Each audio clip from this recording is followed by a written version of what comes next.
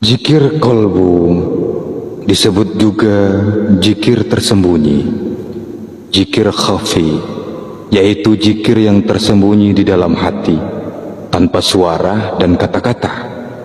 Zikir ini hanya memenuhi kalbu dengan kesadaran yang sangat dekat dengan Allah, seirama dengan detak jantung serta mengikuti keluar masuknya napas. Keluar masuknya napas yang dibarengi dengan kesadaran akan kehadiran Allah merupakan pertanda bahwa kalbu itu hidup dan berkomunikasi langsung dengan Allah. Sebaliknya, orang yang lupa mengingat Allah menunjukkan kalbunya mati, karena tiada komunikasi dengan yang maha hidup. Hidup dengan merasakan kehadiran Tuhan. Di dalam Al-Quran, yang maha hidup itu digambarkan sebagai cahaya langit dan bumi. Maka ketika tiada hubungan dengan sumber cahaya itu, kalbu pun tidak mendapat pancaran cahaya, sehingga gelap dan mati. Al-Quran menggunakan istilah qalb atau hati sebanyak 132 kali. Makna dasar kata ini adalah membalik kembali, pergi maju mundur, berubah, bolak-balik, naik turun, mengalami perubahan. Rasulullah Shallallahu Alaihi Wasallam mengatakan bahwa qalbi karena sifat berubah-ubahnya bagaikan selembar bulu di gurun pasir, angin membolak-baliknya dari atas ke bawah.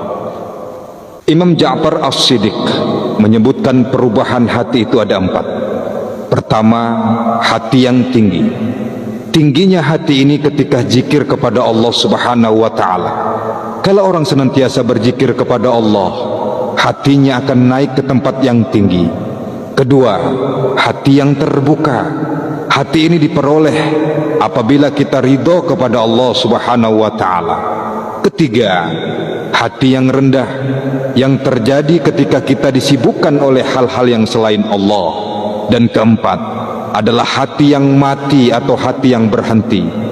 Hati ini terjadi ketika seseorang melupakan Allah Subhanahu wa ta'ala sama sekali.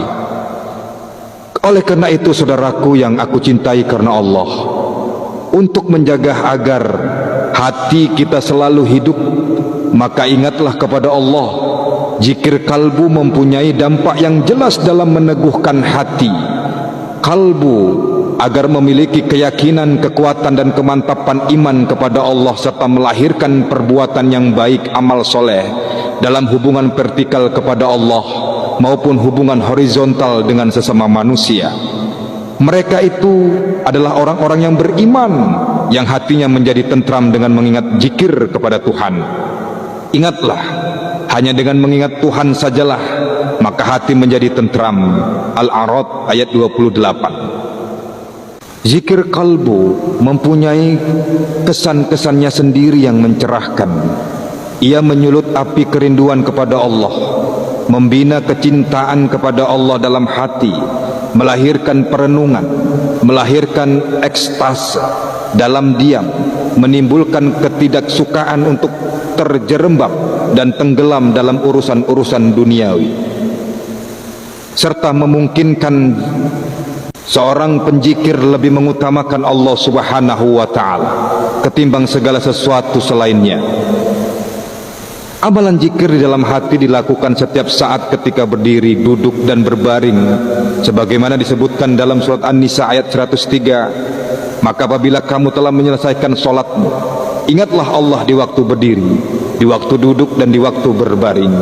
Zikir di dalam hati merupakan amalan batin yang tidak boleh dilihat dan diketahui orang lain ketika melakukannya.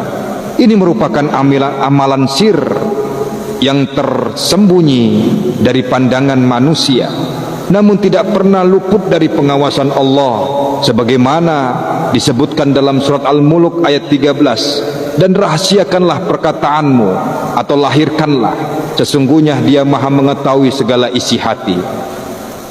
Saudaraku yang Allah muliakan, tidak mudah melakukan kegiatan ini karena melibatkan hati dan pikiran.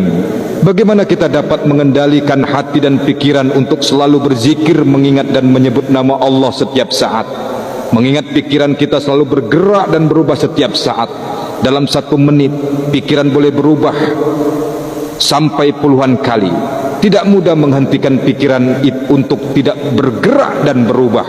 Kendala lain untuk melakukan zikir kolbu ini adalah setiap saat hati dan pikiran kita selalu dipenuhi berbagai masalah hidup yang kita hadapi.